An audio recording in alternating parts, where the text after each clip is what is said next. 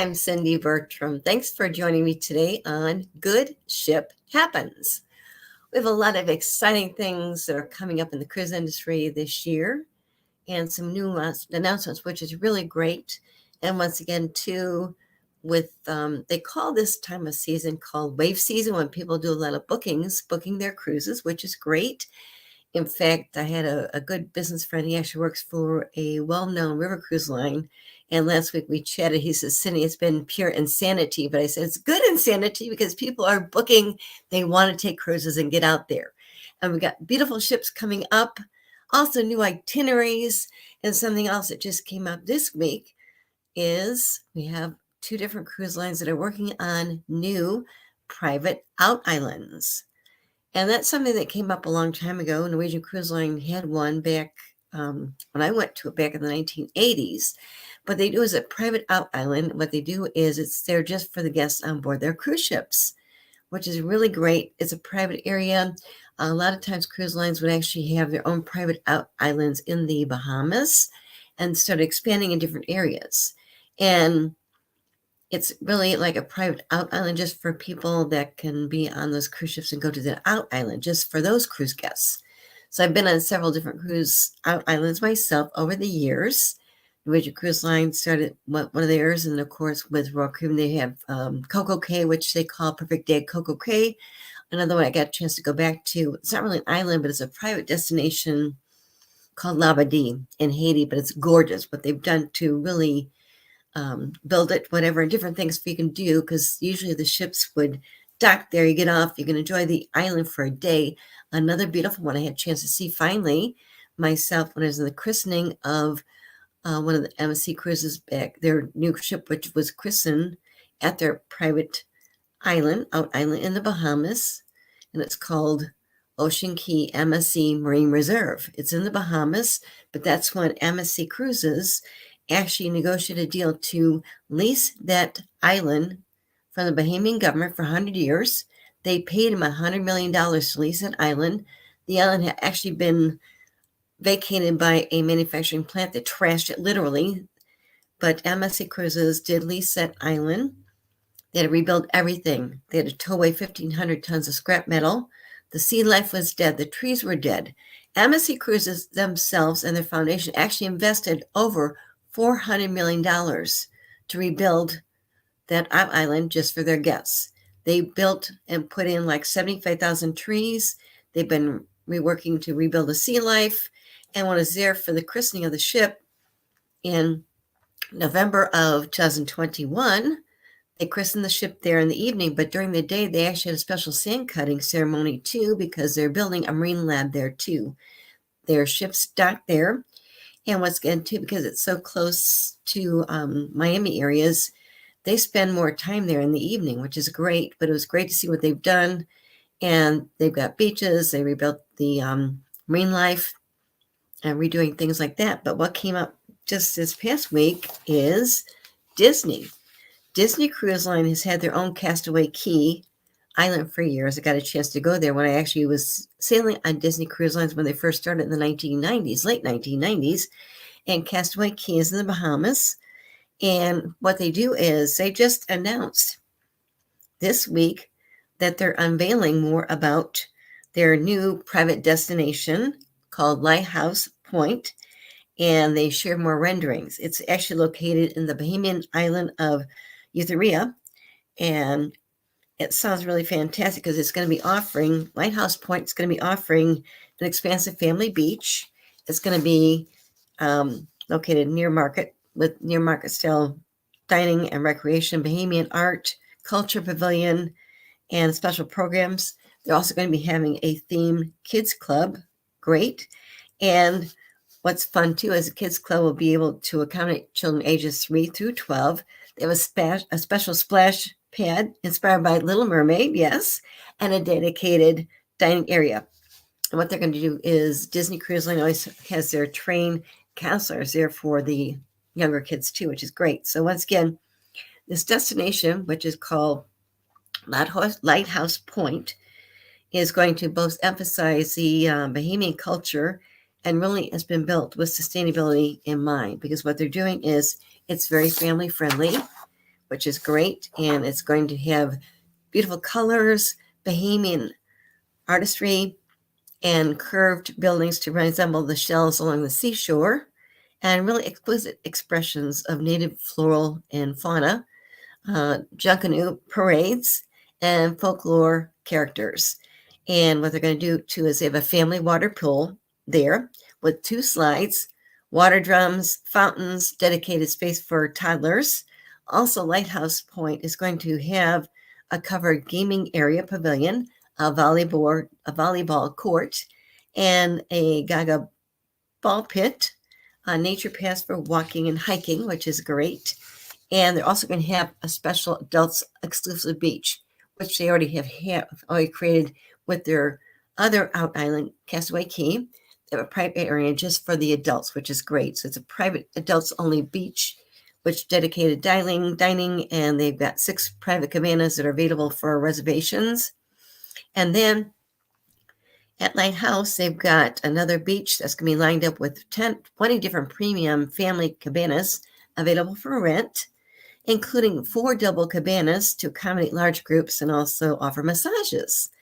And the line said they're going to be offering excursions with local tour operators to showcase the natural elements and the island's culture. And what's I think a great point to bring up too is at least 90% of the destination electricity is going to be expected to be solar powered. Yes. And it's another conservation efforts they're making too, is the pier is actually designed where the chef's going to be docking.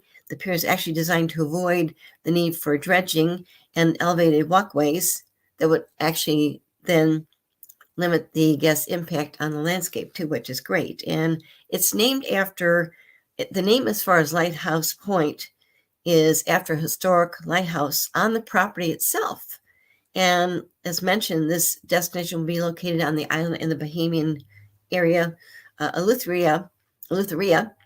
It's about 75 miles east of Nassau.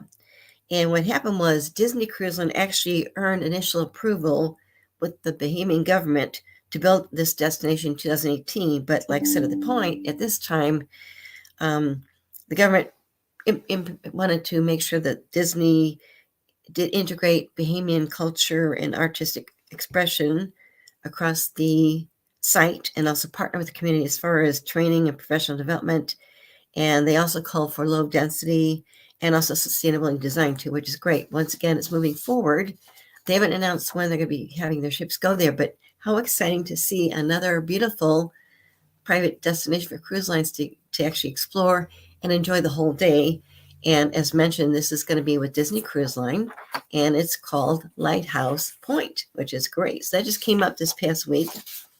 Something else that came up this week when we're talking about private out islands too is another one is with Royal Caribbean.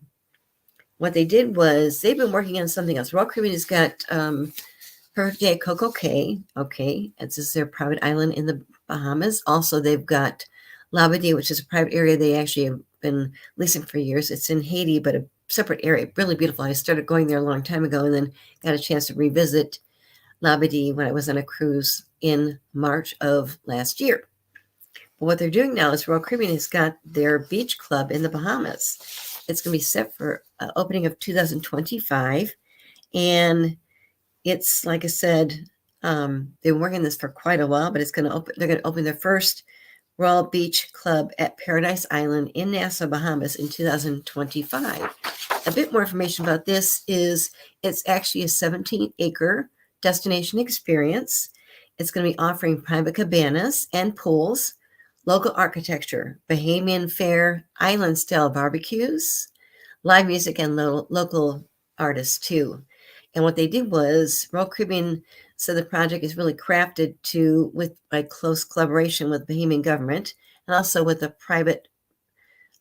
public-private partnership, enabling Bahamians to actually own up to 49% equity in the beach club. And local businesses and entrepreneurs will also have an opportunity to manage the vast majority of this experience too. And what's great too is this new venture is going to easily generate hundreds of jobs across its construction and long-term operation. And Michael Bailey, who is the president of And CEO of Royal Caribbean International said the Bahamas has been a phenomenal partner from the very start when they became active in our very first port of call more than 50 years ago. Yes. And he mentions that the line actually carries millions of visitors to Nassau each year. Royal Caribbean does. And with the Royal Beach Club, Paradise Island is going to be composed of 13 acres of land owned by the cruise line, also 4 acres of crown land. And the crown land will be contributed as equity in the new venture to ensure a share of the profits returned to the government, and also continue as the Royal Caribbean will continue to really develop moves across the stage of planning and completion. And more details of this beach club will be released in the coming months. But once again, it will be opening, I think, in 2025. But that was also something I think really exciting, because if you've ever been on a cruise, it's great to go to different ports of call. But one thing I really, really enjoy is having that private island experience, because once again, cruise ships started doing this back, probably in the early 1980s, if not before then, in the 70s. But it's a private island that they would lease, rent, and just for their guests on board the ships. So the ships would, before a long time ago, they actually had to anchor off. You had to be tendered in, but then they started building docks, and they keep expanding it because, once again, the people on who can go visit that island have to be on that particular cruise line ship. But it's a great day to just experience it. You can enjoy different food opportunities that are included, of course. You can enjoy the beaches, water sports, different things. I know a lot of times with, Perfect Day at Coco Cay, they've got a lot of different things you can do too. But it's great because, once again, I really like the private island experience because it really adds another dimension, because, once again, you're not saturated by a lot of different people. Not that that's bad when you go to a different port, but having this private island experience really expand like crazy is really fantastic. And that's one thing I really, really appreciate so much, especially with MSC Cruises, because with their Ocean Key MSC Marine Reserve, it's not a party island. It's still very, very beautiful. The ships dock right there. They have different venues for eating, dining, and you spend all day there if you want to. Get back on board the ship for different things. Usually what they do too is in the evenings, you can still get right off the ship on the island itself. And they also have a fireworks show, which is great too. And usually they don't leave until after 1 o'clock in the morning. So it's a really great day to kind of relax and enjoy, because in this case, it's pretty close to the Miami area too. But just beautiful what they've done as far as rebuilding the sea life, marine life, and they're building this marine lab. It's really fantastic to see what cruise lines are doing in very, very positive ways. So I will definitely keep you posted as far as what's going on with Disney Cruise Line with their new private island in the Bahamas. And that should be available for them to use in 2024. And also with Royal Caribbean, theirs is going to be available, I think, for cruises to dock at in 2025. And going back to some things that are really important too, as far as the value out there. When you think about cruises, what do you think about? What's included, what's not included? But once again, we've seen a lot of growth when it comes to the river cruise industry. And river cruises really have filled a nice little gap because they offer a lot of value too to the cruises. And really, when you think about it, I know we went through the pandemic, got through it, people couldn't travel cruise, and there's a lot of pent-up demand.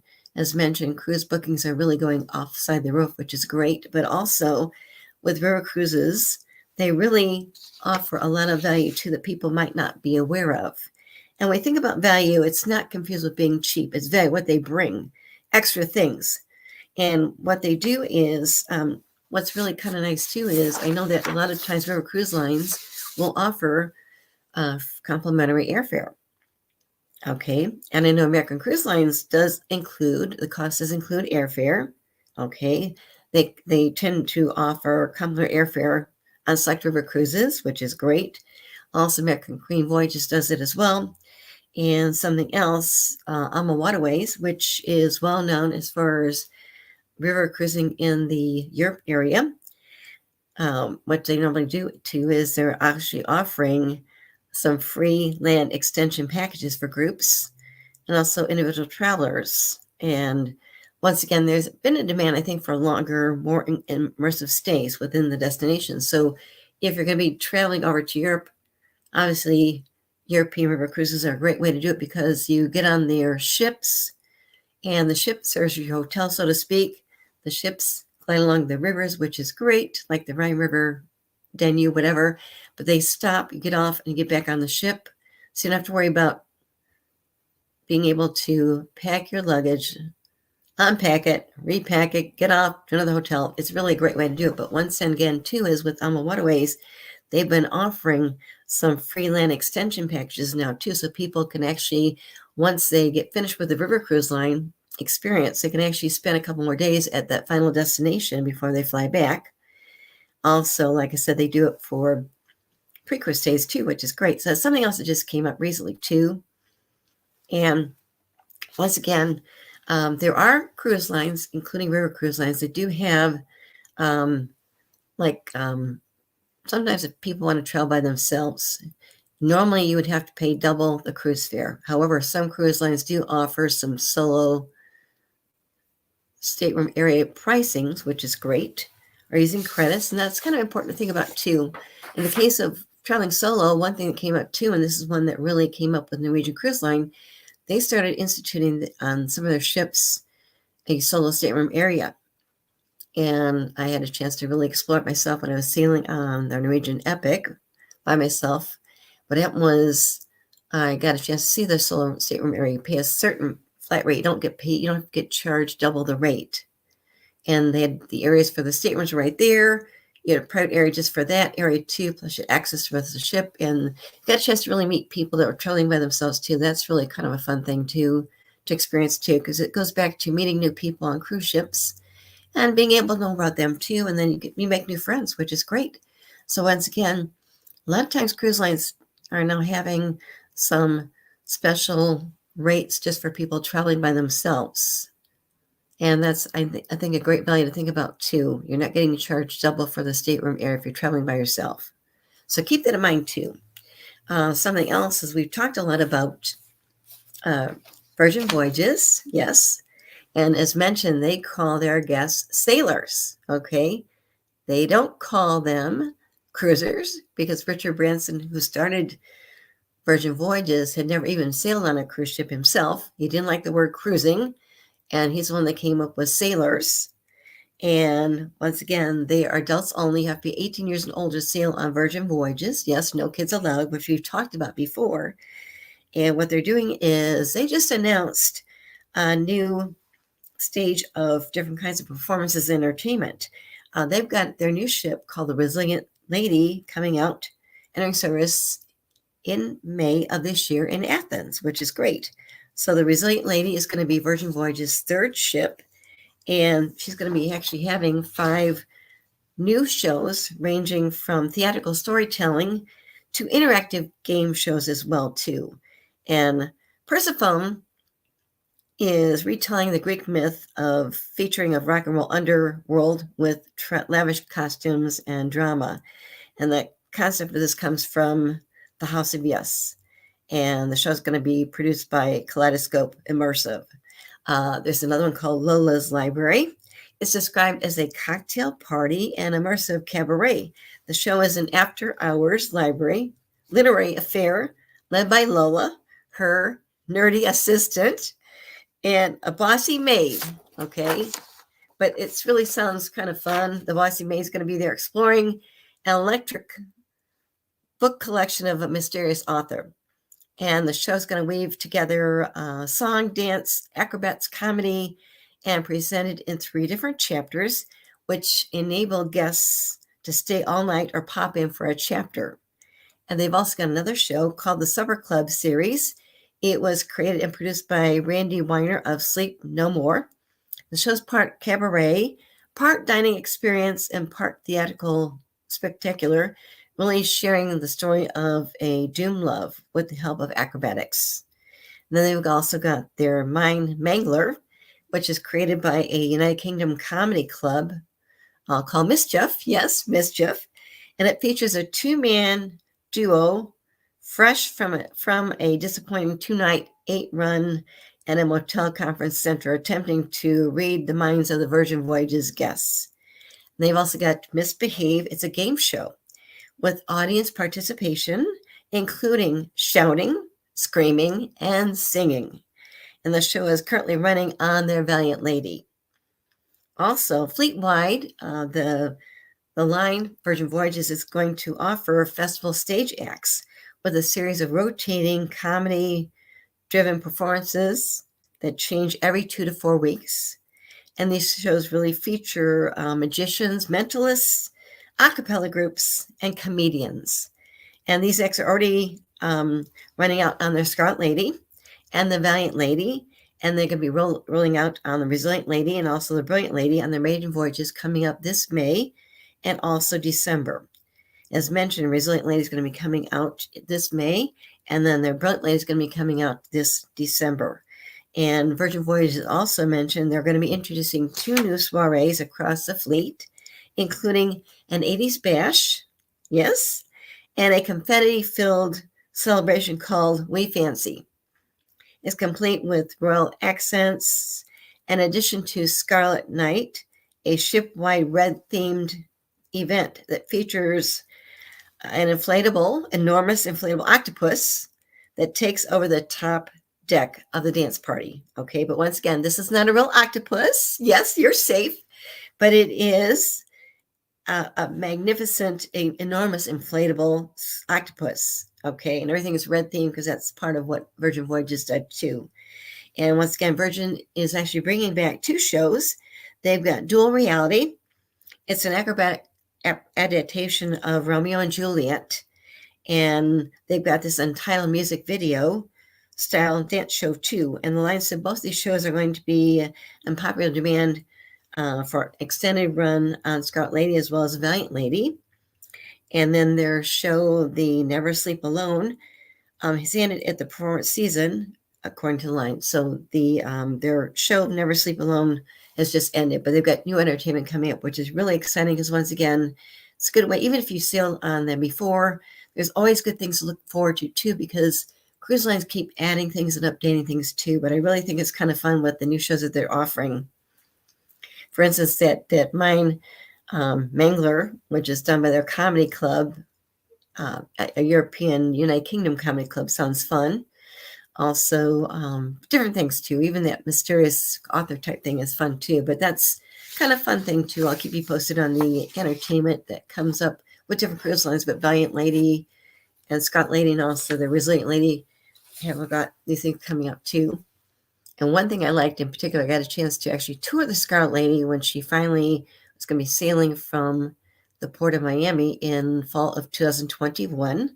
I was at a special Sea Trade Cruise Global Conference, and what they did was they invited media, people like me, down to see the ship. We were on the ship for like over 7 hours. Got aboard 6 o'clock. Didn't have to leave until like 2 o'clock in the morning. Got a chance to have dinner, different restaurants. Plus, one good place too is when you think about ice cream. Yes, cruise lines have ice cream parlors, but one that came up that was really fun on the Scarlet Lady, it's called Lick Me Till.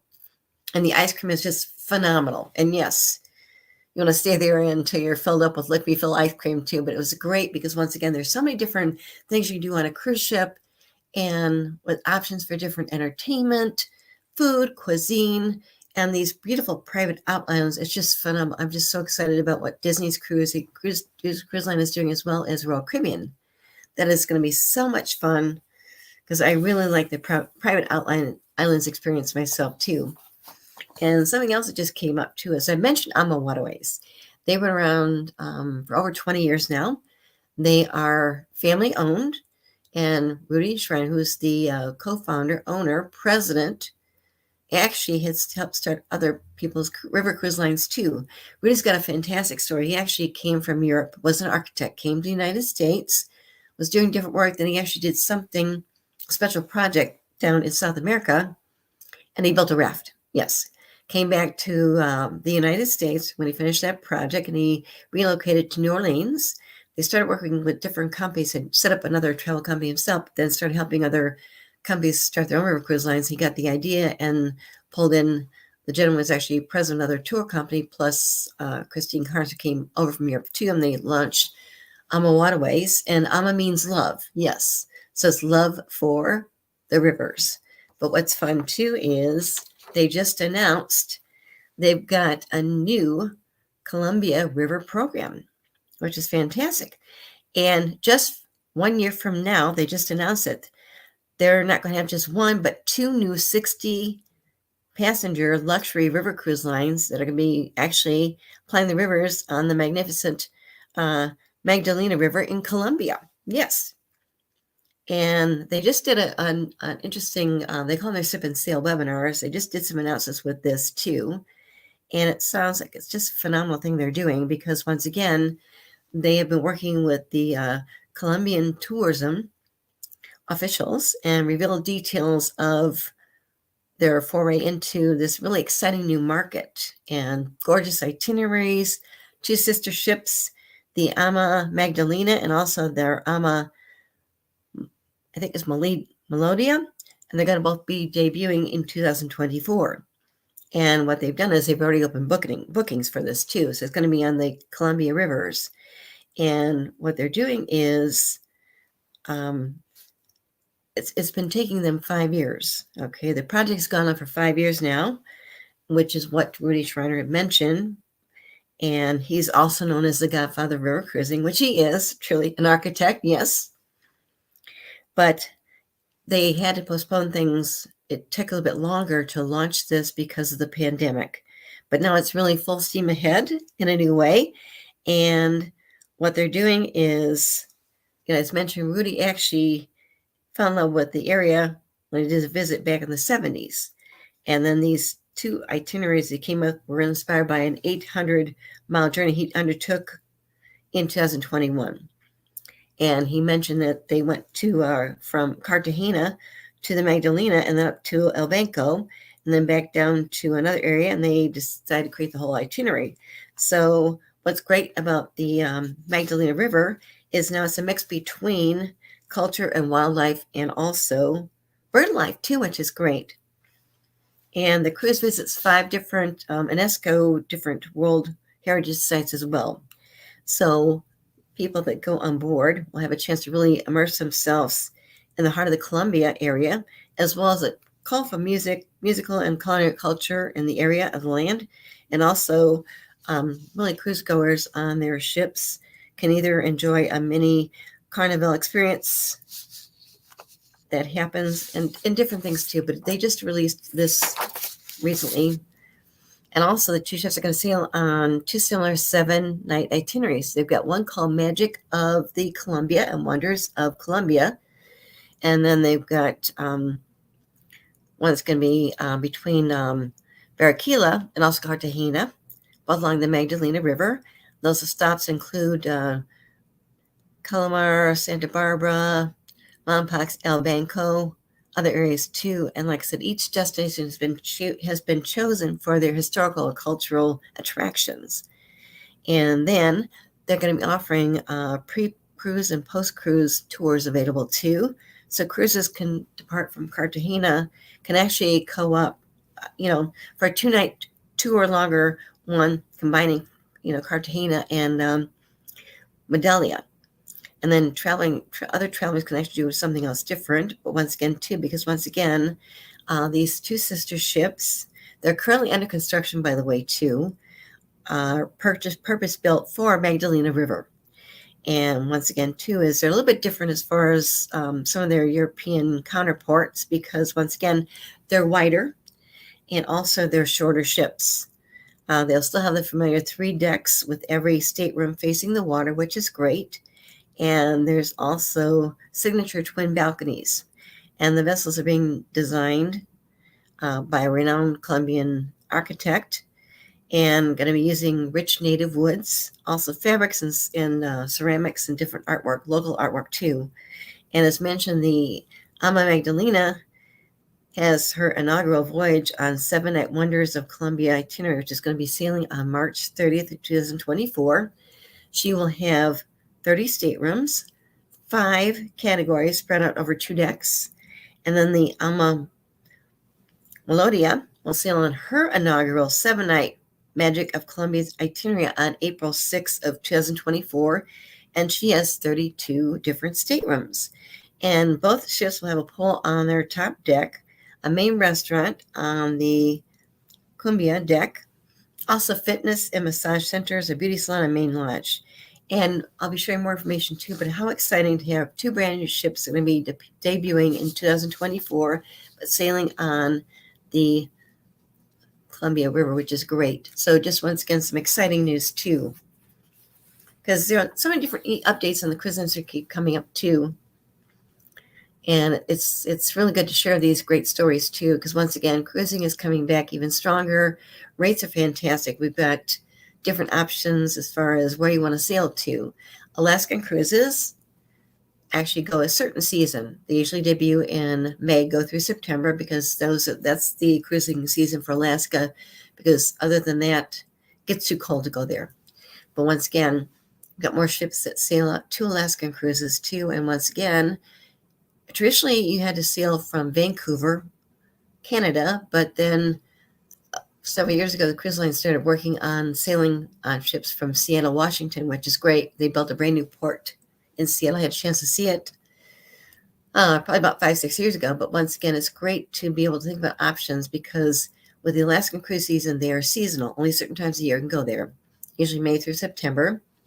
And also, European cruises on the river waterways seem to come up more year-round. I mean, they have special cruise lines that go there. And also what's good too is if you want to maybe see more of the United States, we've got some beautiful, fantastic river cruise lines that sail within the U.S. waterways too. As mentioned, American Queen Voyages, which is great. And they just actually had taken over some expedition cruises, redid those. So now they offer some really special expedition type themes. They do one Alaskan area, plus they do some fantastic cruises that go through the lakes too, up to Canada, which is great too. Another one is American Queen Voyages. They're family owned, fantastic, and they have really gone a far edge as far as the ships that they build. They've got new ships coming out like crazy too, which is great. But once again, if you really want to experience more of the United States, what better way to do it than taking a river cruise line? And usually what they do too is, I know that they sometimes, I know at American Queen Voyages, they've done some special sailings where they actually go to Memphis and do some partnerships with different things there too. But it's great. And of course, you've got high-end chefs. One that American Queen Voyages works with is Chef Regina Charbonneau, and she is fantastic. And they have her on special cruises too. In fact, they just did their President's Cruise back in February this year. And of course, Chef Regina Charbonneau was there. She's a phenomenal chef, and they started doing some special events with her too. And her cuisine is just fantastic. I had a chance to interview her once a long time ago, but once again, when you think about cuisine, there are different options out there too. So think about that too when you're thinking about taking a cruise or planning a cruise too, because there are so many options out there. You can't miss out on anything good. Mark, did you have any questions for me yet or not? Because I can also go into some other things that came up recently. Just real quickly, like I said, I'm over at work, so I'm actually taking a break. But one of the things that's going on is I'm actually at a cultural arts center, and it's a film festival going on here. So I was wondering, I know a lot of people be like, why would I want to watch a movie if I'm on a cruise? But I do understand that they have movies on the cruises, and you can actually watch the movies. And sometimes they'll even have some of the characters from the movies as well. So I do know that one of my dude that works here said that they're going on a cruise, I think in June, on Royal Caribbean. And I don't know that they'll be trying to go to the movies because they're going to be going down to the Caribbean and everything. But I was just wondering about the nature of movies and other entertainment that is on a cruise, because I do know that maybe you want to go watch a movie, or maybe they've got good cable and other things that you might want to watch if you're not going on those excursions and on some of those other trips. So if you could talk about maybe a little bit about the movie aspect of what goes on cruises as well, because I know that they have entire themes, like Disney's got a theme, and I know that sometimes the characters are there, but sometimes they also show the actual movie. So I'm sure that you might have some thoughts Yes, about that and even some ideas around that as well. that's a great topic, because once again, too, is cruise lines started actually building some areas so you can actually watch movies. I know Princess Cruises did.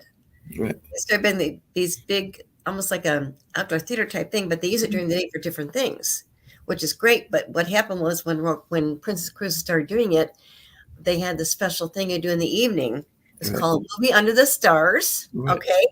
But they were showing a movie and you had to be out there after dinner a certain time. You had your deck chairs there, but they actually gave you blankets if you needed them, whatever. They gave you free popcorn and drinks. Yep. Okay. But what better way than to relax on the ocean and you're watching a beautiful movie Right. under the stars. And then Exactly. during the day, they actually had different movies. I think I mentioned this before too. With Princess, we were at sea for a couple days, and what happened was one of the movies that we had a chance to see was actually Pirates of the Caribbean Hmm. on the big theater. I mean, Right. it's huge, but what better way to watch Pirates of the Caribbean when you're sailing in the Caribbean on a cruise? Yeah, that's Okay, very true.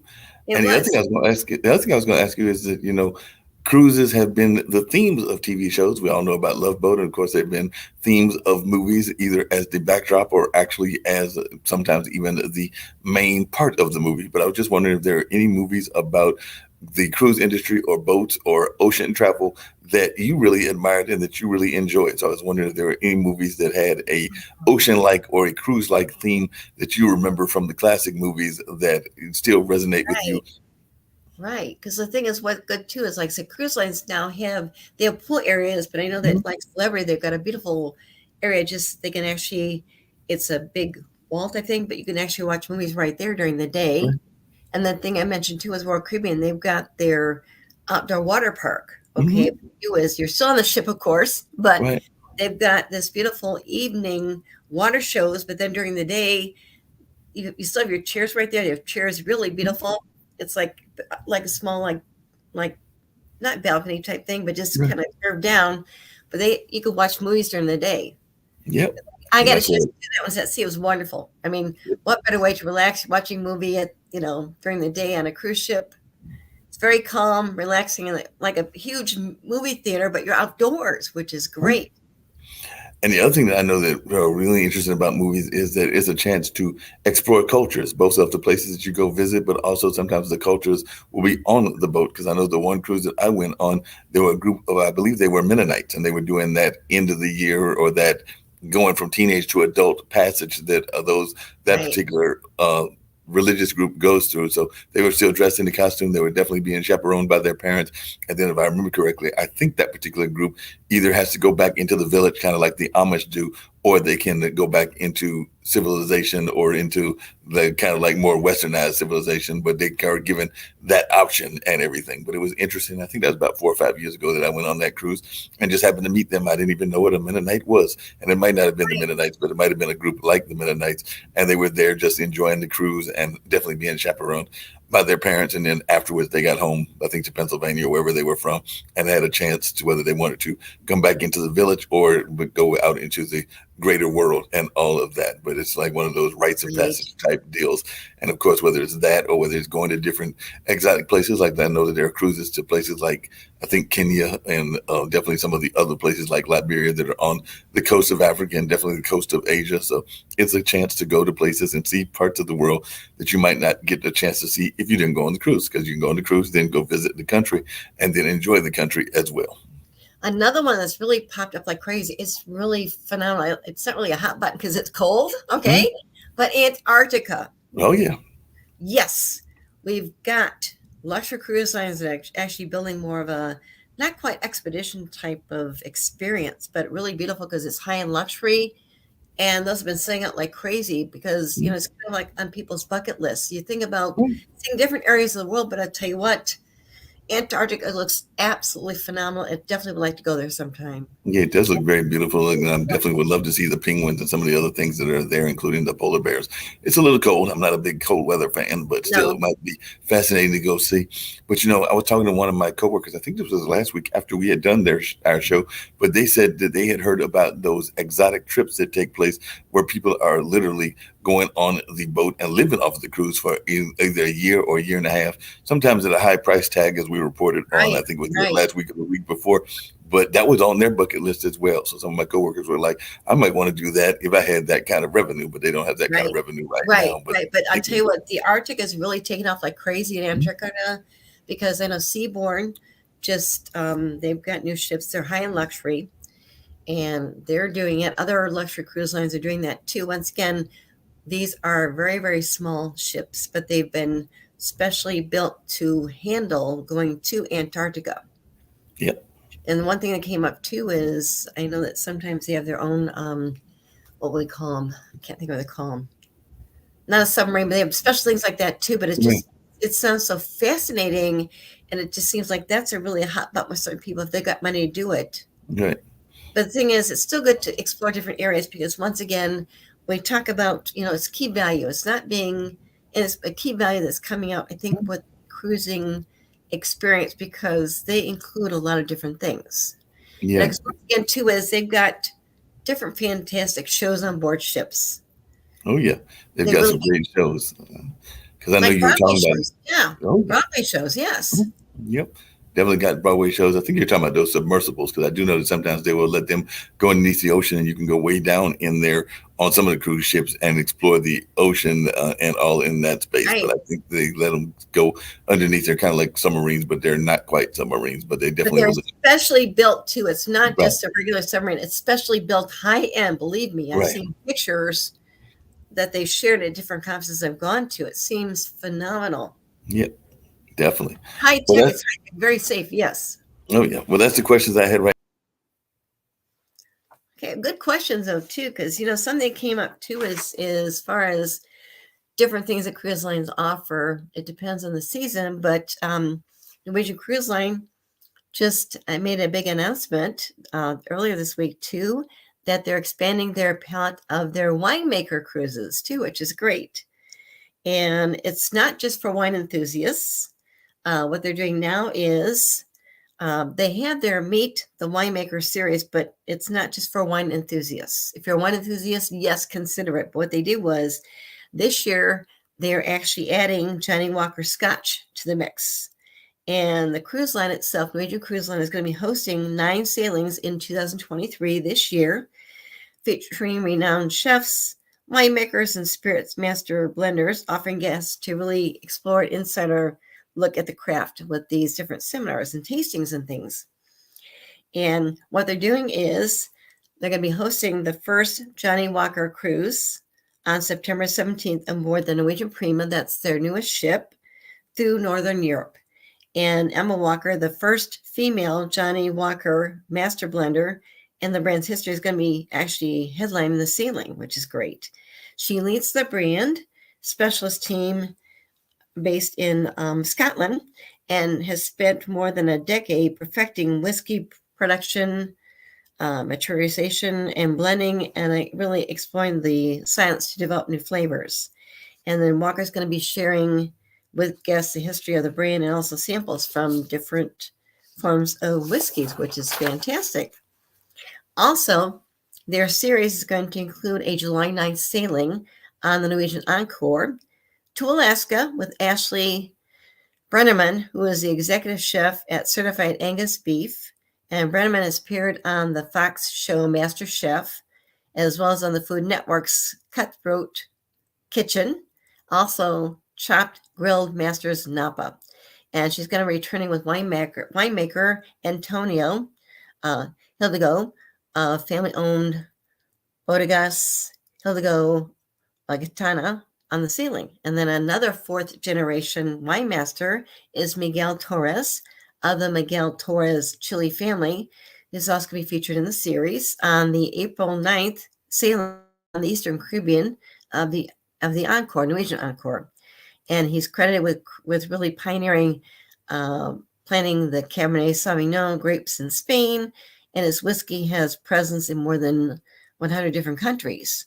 And other hosts of the winemakers in series include, they've got celebrity chef and TV personality Aaron Sanchez, who is going to be sailing on the Norwegian Bliss to the Mexican Riviera on April 2nd, coming up pretty quickly. Also, they've got Salvatore Ferragamo of Tuscany's Two-Borough Estate on the Norwegian Bliss, sailing to Alaska on April 22nd. And then another one is actually winemaker Diane Flamon, who is going to be hosting a Domaines Barons de Rothschild Lafitte wine dinner on June 10th, sailing of the Norwegian Bliss. And another one that I've actually had the pleasure of meeting and talking to a few times now is actually Michael Mondavi. He is of the Michael Mondavi family estate, which is in Napa Valley, and he's going to be on the Norwegian Escape sailing to Bermuda on October 22nd. What's fun about Michael Mondavi is he actually did a partnership with Norwegian Cruise Line and has the sellers on a couple of their ships where I first met him the first time, plus after that too. He's a fantastic person, but Mondavi Wines is very, very famous. Napa Valley area, fantastic. And they're just such an exciting combination with Norwegian Cruise Line.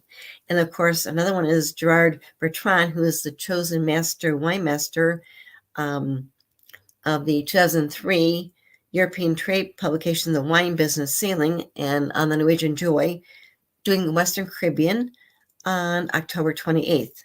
And then another one is actually going to be Randy Laflamme from the Kendall Jackson wine family, sailing through the Escape in Bermuda in October 29th. So once again, if you do like wine, definitely consider one of these options coming up. And once again, they are doing a partnership now, so they will be actually offering Johnny Walker Scotch to their mix this year. But once again, being able to experience different wines with these famous people is phenomenal. As mentioned, I had a chance to meet Michael Mondavi.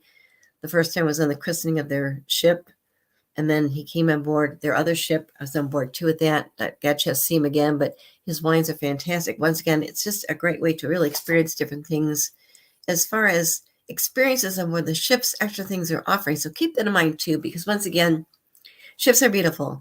The cuisine is fantastic. You've got so many different choices they can choose from too by yourself. They've got special restaurants. You do pay a little bit more for that too, but sometimes if you want to splurge, then definitely do that too. But once again, you've got so many beautiful options when you're on board the ship. And once again, ships are very safe. They have protocols in place, which is great. And once again, I think what I really like too myself is sometimes when I've taken previous cruises, one came up a long time ago, we had one itinerary that we're supposed to be sailing on, and then there was a hurricane that came through. What they did was the cruise line did completely change our itinerary. We ended up doing, I think, Western Caribbean instead of Eastern Caribbean, but you're being safe. So please keep that in mind too when you think about taking a cruise, if you've not taken a cruise or it's been a while, because once again, there's so many options now. And a lot of places you actually sail from, as far as the United States, as mentioned, Port Canaveral. It's actually outbeating Port Miami as far as how many people are sailing out of Port Canaveral now, which is actually an hour away from Orlando, which is great. Miami used to be the cruise port. It's still beautiful. They added more areas to that too. Another area built like crazy is Fort Lauderdale, Port Everglades. And also, we're seeing ships sail out of Tampa, Galveston, California. New York City is another one coming up too, because once again, New York City was actually the place if you wanted to sail to, for instance, Bermuda. Cruise lines sail to Bermuda from New York. Also, when cruise lines are coming over to the United States, they would actually dock in New York too, and then go to different areas. But one thing that came up too is some cruise lines, and one that's coming up this year shortly in April is MSC Cruises. Their MSC Meraviglia is going to be sailing out of the port of New York City year-round now, starting in April. I'll be actually a chance to see her. I'm going to be flying down there myself on the 20th and to the 22nd, and be able to see the ship experience or be able to different things too. But once again, we're seeing a lot of interest in different ports sailing from the U.S. So if you're not comfortable flying overseas, you got different options. Another area that's beautiful too is cruise lines depart from San Juan, Puerto Rico. It's one of my favorite areas because once again, you can actually fly down to San Juan, Puerto Rico, and you can see probably 5 different islands in the Caribbean, different islands, which is great too. And with San Juan, Puerto Rico, you've got a chance sometimes to see the forts, which are fantastic. It's amazing how the forts survive the hurricanes, whatever. They're beautiful. And you can do different things too, if you want to, before and after too. So sometimes it's good to, people ask me, should I go down the day before the cruise? Well, we had the issues this past year, unfortunately, with the flights being delayed, canceled, even that meltdown that came up. So I always tell people, if you can, it's probably best to maybe try and fly down to your port of departure the day before. So if something comes up, you're not totally stranded. And with that meltdown that came up, of course, in December, it was kind of sad because people were sitting in the airport, stranded in the airports. Once again, too, is try and fly down a day before your cruise actually departs. And the same thing, too, as far as flying it back. As mentioned, we've got a lot of cruise lines are adding extra packages too. You can do that too. So think about that as an option. Good way to really experience different things too. And then something else as far as, Royal Caribbean's got their new ship, Icon of the Seas, coming out in January of this next year, 2024. She is the largest cruise ship ever being built. Yes. What they did was they just announced something really fantastic too. Are you an artist? If you like artwork, what they did was they actually are calling up, reaching out to artists because they're launching a special program that's going to be debuting on Icon of the Seas. They just announced it this week, which is fun. They're launching a search for iconic artists to really bring the Caribbean spirit to life on their iconic voyages on Icon of the Seas. It's called their New Discovery Program. New Discovery Program. And it's for up-and-coming artists from destinations. The cruise visits to pull in and work on display for different things, but it's great because this is something brand new. And the program's purpose is really to incorporate and infuse every region's spirit and culture from culinary art distributions on board the ships in order to highlight and really celebrate the very destinations that their people at the heart of Royal Caribbean's Memorial Vacations come from. It's going to be beginning in the Caribbean too, and local artists can send their submissions, which is great, starting now. They just announced it actually yesterday, but through the end of April 4th at their certain website, which is great. Yeah, that was actually one of the questions I had for you was how does the cruises find their artists? Because I know that here in North Carolina, there are a lot of artists that are always trying to find unique opportunities, not just performing artists, but also visual artists. And I do know that there are visual art that is on the cruises. I know that sometimes there are art houses, like I think Kincaid does some work, and there's some others that do work for some of the cruises. But I was wondering if an artist was thinking that their work was good enough to be on a cruise ship or in some of the rooms, what is the best way? Should they just go and just reach out to the cruise lines and reach out to the different folks that are in charge of the decorations, or should they reach out to an interior designer? How should they try to get their artwork into a cruise line should they want their artwork to be seen on a cruise ship? Because like I said, I know that there are salespeople and they are usually associated with different art agencies. I think one of them is called Kincaid. I could have the name wrong or something like that, but definitely I know that they are associated with like big art auction type of houses, but that is not always the case. So sometimes they might be getting art just from regional artists, like maybe down there. I know some of the cruises come out of Miami, some come from Los Angeles and Texas and other places, and they might even be some that are getting them from New York artists and even artists in the mainland and in the middle of America, as folks like to call it. Good question, because like I said, normally on board cruise ships they would have they would sell artwork. There's a special companies have their artwork on board the ships. I actually knew somebody who did that first when she got her foot in the door working for a cruise line. Then she went to work for another company and started a company herself with another business partner. Once again, you have the art auction type things. That's somewhat separate than getting your artwork on a ship. But this is just kind of new that Royal Caribbean just announced this week, because it's a way to actually get your art maybe used on the ships. But once again, local artists can actually send their submissions. They said starting date, which is yesterday, April 4th. And you could go to probably Royal Caribbean and see what they're doing, because they're going to be using this on Icon of the Seas, which comes out in January of 2024, their newest ship.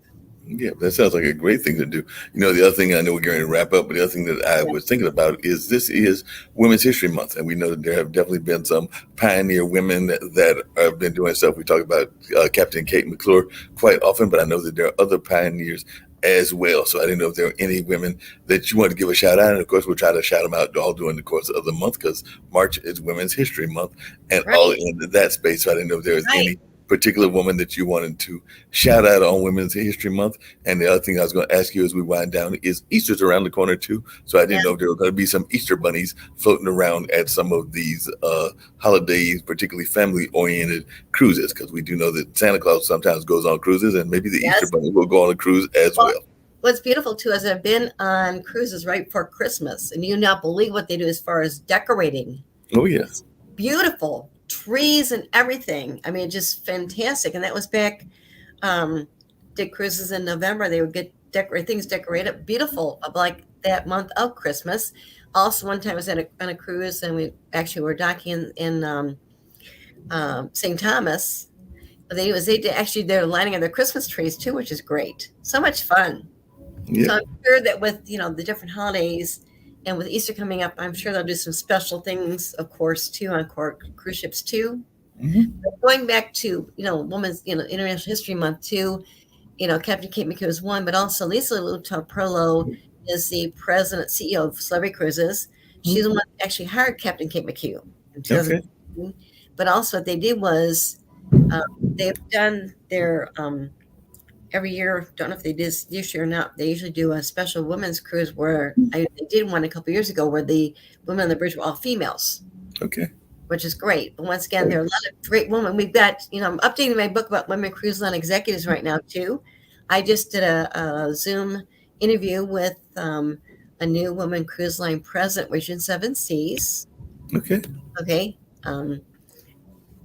DeMarco, she's great, and we did a great Zoom meeting. I'm going to be adding her to my book, and we're going to do more follow-ups too. But we've got women that are cruise line executives we've got 5 new ones right now this year. Came up last year and this year, but they got their jobs not because they're women. They moved up in different ways. Right. And it's really still fun to hear their stories, because I think I mentioned before with Christine Duffy, who is the president of Carnival Cruise Line. She's in my first book. But when she got out of school, she wanted to be a flight attendant for Trans Am. But back then, you had to be at a certain height and weight. Mm-hmm. Guess what? It wasn't the right height or the right weight. Right. She was 2 inches too short to be a flight attendant. Wow. Back then, you would be 5'4". She was 5'2". 2 inches too short to be a flight attendant. But the good thing is, the blessing is, she got a job working for an agency, a travel agency, and then moved up. Then she got into incentive travel, and then moved to a job in, I think, St. Louis, whatever, and then moved up being president of that incentive travel company. And then she got hired by the Cruise Lines International Association to be president of CLIA. They're called CLIA. But it's great what they do. They do phenomenal things. And then she became president of Carnival Cruise Line. I'm trying to think, it was maybe end of 2015 or the beginning of 2016. And I included my first book, of course, but when I took my books down to Miami, I got them done in the fall of 2018. I was going to a cruise conference I've spoken at before, one a day earlier, because I wanted to hand deliver some of my books to people in my book. And I was meeting first with our PR director at Carnival Cruise Line. I said, you know what? It was probably a blessing that she was 2 inches too short to be a flight attendant, because she could have been president of an airline. He said, yep. Okay. Yep. Exactly. Your boss. Okay. But we've got different, something came up too, is just wrote about it, and it should be published pretty quickly, but Explorer Journeys is a new cruise line starting luxury. Okay. And it's under the MSC Group. MSC Group has the MSC Container Shipping Company, which is, I think, the largest container shipping company in the world. Oh, wow. They've got MSC Cruises. Okay. I've been to the christenings. And they've got their MSC Foundation. Okay. Nonprofit foundation, because the family believes in giving back. And also they've got Explorer Journeys, which is their luxury cruise line starting this year in July. And they've got, they just named they just named it last year too, but I included my article, but they're Captain Serena. Oh, wow. Captain their ship too, which is great. But once again, with Lisa, she actually has done these, like a women's type cruise where 100% of the bridge were actually run by females, including Captain Kate McHugh too, which is great. But we've got different women cruise line executives. Besides, Miss DeMarco, which is great too, is she worked for she got out of school. She was doing an internship working for like a car rental type company, and then got to something else, and she's supposed to be taking her first cruise with a friend. Well, guess what? 9/11 hit, Right. okay, in 2001. And she and her friends were supposed to go the week afterwards, because I know that when I worked for my family's agency, cruise lines shut down. Airlines shut down like crazy. He had one person going to cruise the Saturday after that happened. He couldn't go for a couple weeks. He was going through. But the thing is, she took that cruise. She was nervous, like, should we go or not? But she took the cruise, and she fell in love with cruising, which is great, because once again, there's so many good options out there too, and we need to kind of think about that too. Women that work on the bridge don't get those jobs because they're females, Right. which is great. But once again, too, is this Captain Serena is going to be the captain of the Explorer One, which comes out this July, which is great. That's amazing. Like I said, we're getting ready to wind down. I don't know if you got any final words, but if not, we'll bring up this commercial with the founder of Virgin and J-Lo. And Okay, I think that's great. what we'll use to get on out of here. That's great. Yep. Cool. So any final words? Otherwise, we're going to get out of here. I think we're good. It's just been exciting to have new private outlines coming up, which is great.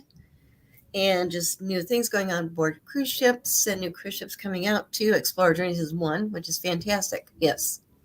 Sounds great. So a lot of good ship happens. A lot of good ship happens. So we're going to get out of here, and we'll be back next week with more good ship happens at its regular time. Today was a special edition, but we'll be back at our regular time on Friday at 3 o'clock and all of that. So we'll be back at our regular time on Friday, but today was a special edition of Good Ship Happens. Thank you. No problem. Till next week. See you next week. Hi, Richard. How you doing? Ahoy, Jennifer. Lovely to see you. I'm so excited we're partnering on Virgin Voyages. Yeah, I'm really excited too, but I was thinking that maybe before we announce it, that we should decide on my official title at Virgin Voyages. Yes, and I already have a few options for you. Okay. What about something catchy like, don't be fooled by the ship that I got. I'm now Jenny from the dock. Okay. Dame Jennifer Lopez. Isn't there like a paperwork and like a sword involved? Supreme Goddess of Mermaids. You know what? Let's just tackle the title thing later. I'm just excited to share our gorgeous ships with the whole world. Okay. Look, I'll brainstorm a little more and catch up soon on it. Mermaid in Manhattan?